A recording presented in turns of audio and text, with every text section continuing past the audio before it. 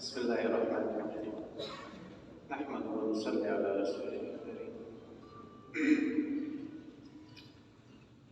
سب سے پہلے میں جناب حضرت شیخ الاسلام کے عثمانی صاحب کا شکر گزار ہوں کہ انہوں نے ہمیں موقع دیا، ہمیں اپنا قیمتی وقت دیا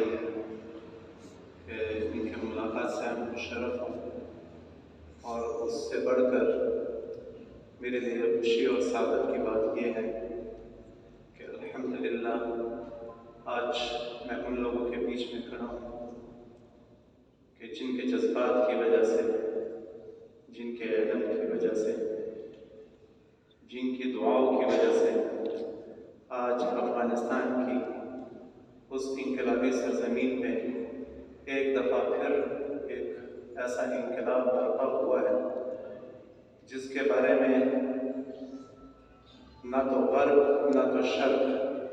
نہ ان کی پلاننگ نہ ان کی کوئی اسٹریٹجی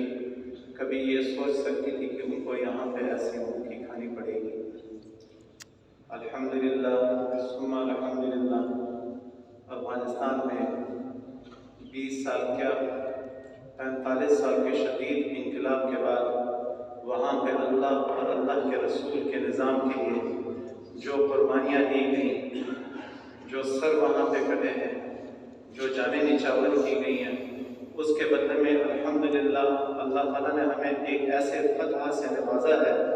کہ جس کی مثال ہمیں صدیوں میں بھی نہیں ملتی ہے۔ اگر ہم تاریخ کو پلٹ کر دیکھیں تو عالم کفر کا ایک جگہ کتنا اکٹھا ہونا اور ان کی پوری ایک طاقت مسلمانوں کے خلاف ایک وقت میں استعمال ہونا کبھی کسی تاریخ میں نہیں ملتی ہے۔